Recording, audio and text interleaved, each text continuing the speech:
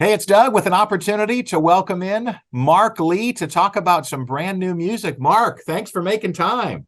Hey, thanks so much for having me. I'm really excited about this. Well, I'm excited to connect with you. We haven't talked in a long time, Yeah, certainly it's been a different while. connections with Third Day back in the day. Let me see if I can bring this properly into the screen here. But I just wanted to share.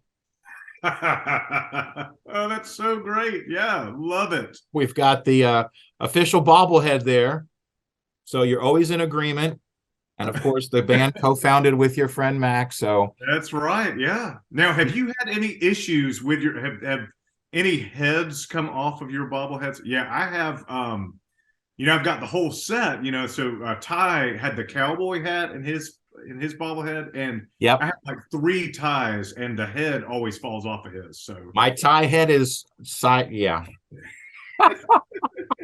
Anyway, just thought it would be a fun prop. Well, the day that we're recording this today is a birthday of sorts for a brand new song. So let's talk about it. Love to be loved. yeah, absolutely. So, the "Love to Be Loved" is a song that has existed for actually quite a while.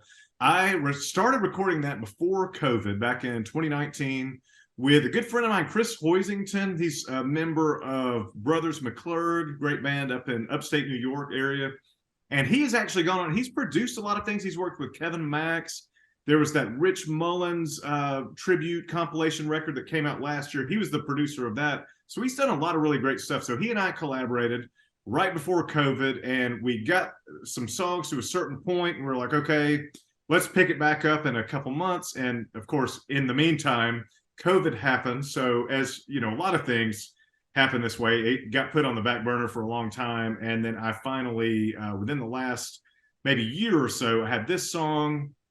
I had another song called Finest Hour that I also finished with a friend of mine, Chad Lister, who's also a great producer based in the Raleigh, North Carolina area. So Chad helped me finish, vocals and overdubs and got it mixed for me. So it's finally done. So doing the math, that's like over 3 years ago that we started working on the song, and it's finally done and out. So I'm really excited about it.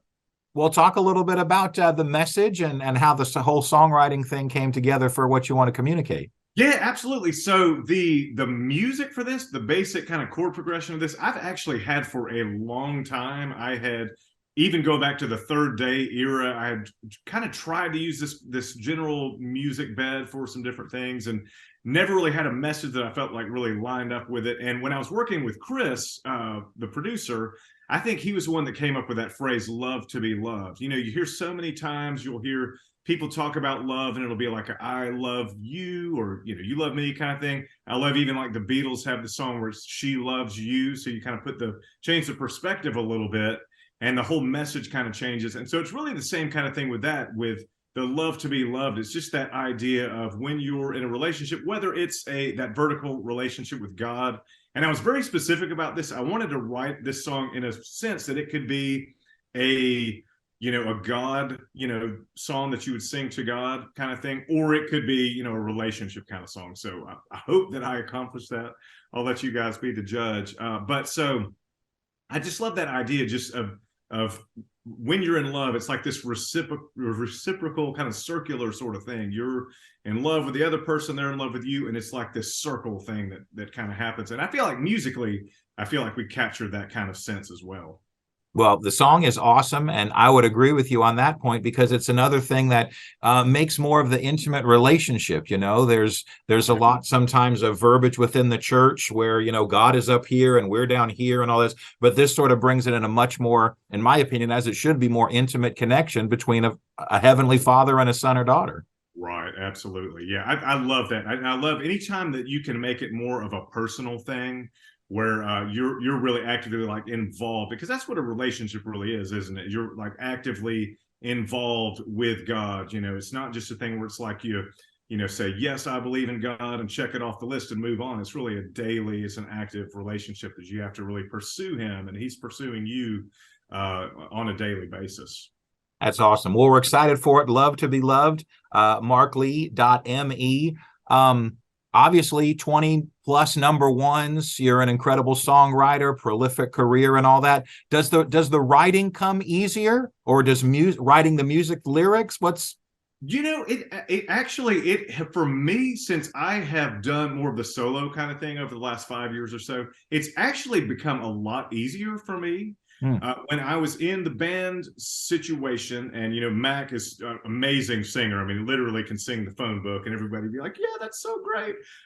So it was to write a song and lyrics in particular, for it to be believable for Mac to sing. I had to almost, I don't want to say had to go into character to write it, but I had to be thinking about somebody else is going to be singing this song. Whereas these solo songs that I've done over the last few years, because I'm going to be the one singing it, it's a lot easier for me to just kind of write lyrics or the lyrics that maybe come to me a little bit more naturally. So it's been different, but I think it's been a good different kind of thing. I think it's definitely easier in a lot of ways to write songs for myself instead of for somebody else. Well, again, like we were talking, the personal connection with God through this song, this is your person, your life, your words coming out, and not another person. Yeah.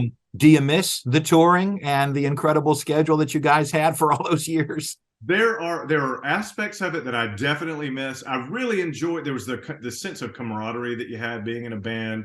You have this built-in set of lifelong friends. We're on the road together, and we're kind of in this, everything that we're dealing together as a group. So I definitely miss that aspect of it. I do not miss the grind of it, where we're just out 5-6 days in a row, and you literally, you wake up, you're on a bus, and you literally don't know where you are. Like, I've had so many times this happen where I get up and I like open up the little blinds on the bus, and what kind of day is it going to be? And then it's raining, or we're realize that we're playing at a rodeo, and like it's outdoors and there's horses. You just never have any kind of idea. So I miss kind of that sense of being in a band with some other great friends and musicians.